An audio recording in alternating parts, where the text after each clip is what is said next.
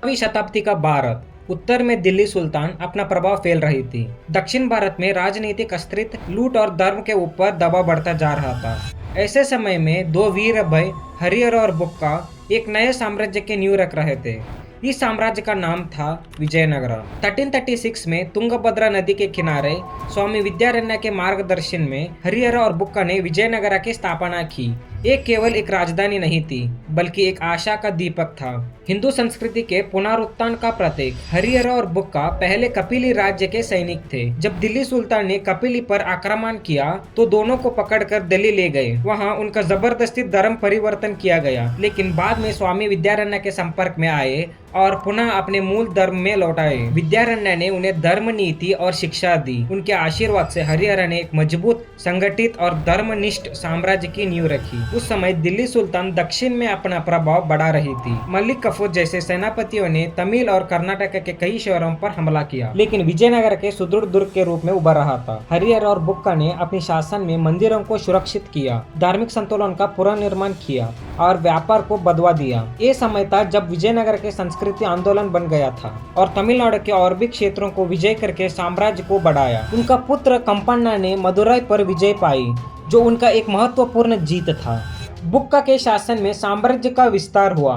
कंपन्ना ने मदुरई पर विजय पाकर तमिलनाडु के बड़े भाग विजयनगरा में मिला दिया। आंध्र, कर्नाटका, तमिलनाडु के कई क्षेत्रों विजयनगरा के अधिकार में आ गए। राज्य में व्यापार मार्ग सुधरे, नए बाजार बने और काला को बढ़ावा मिला। मंदिरों को निर्माण हुआ और हिंदू परंपराओं को फिर से जीवित किया गया। 1509 में कृष्णदेवराय गाड़ी पर बैठे। उनका समय विजयनगर के स्वर्ण युग था, जिन्होंने बहमनी, गोलकोंडा और बीजापुर के खिलाफ जीत हासिल की।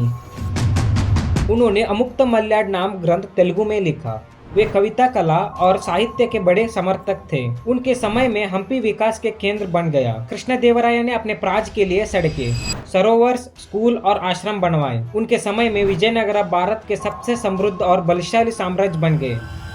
विजयनगरा में मंदिर कला अपनी चाम सीमा पर थी। विट्ठला टेम्पल, हजारा रामस्वामी टेम्पल और विरूपाक्ष टेम्पल जैसे कई मंदिर विष्णु और शिव भक्ति के प्रतिनिधि थे। हम्पी के बाजार सोने के व्यापार के लिए मशहूर था। वहां घोड़े, हाथी, मोती, कपड़े और कलाकृतियां बिकती थी।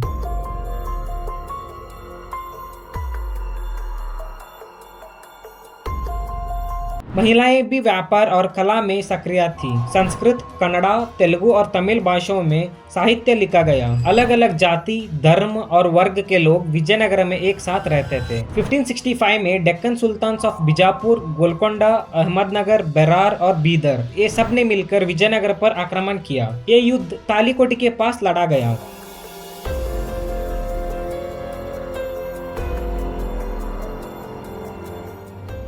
तालीकोट युद्ध में कृष्णदेवराय के संबंधी रामराया वीरता से लड़ा, लेकिन वो धोखे से पकड़ लिया गया और उनका सिर काट दिया गया। सेना के नेतृत्व टूट गया और विजयनगरा की हार हो गई। हम्पी शहर को लूट कर बर्बाद कर दिया गया, मंदिर तोड़ दिए गए, कला को जला दिया गया। ये एक महान सभ्यता का संपन्न था। आज भी हम्पी के अवशेष विजयनगर की महिमा के गुणगान करते हैं। यूनेस्को ने वर्ल्ड हेरिटेज साइट घोषित किया है। विजयनगर ने एक ऐसा मॉडल दिया जहाँ धर्म, राजनीति, कला और अर्थव्यवस्था के साथ फले फूले। आज भी वहां जाकर लोग उसे गौरव को महसूस करते हैं। ये साम्राज्य एक मिसाल था, एक ऐसा सरकार को जो धर्म की रक्षा करते हुए प्रगति और समृद्धि का मार्ग दिखाता है। विजयनगरा साम्राज्य एक इतिहास जो बस किताबों तक सीमित नहीं है, बल्कि भारत के हर पत्थर, हर नदी और हर मंदिर में अभी भी गूंजता है। ये था भारत का अंतिम महान हिंदू साम्राज्य, विजयनगरा।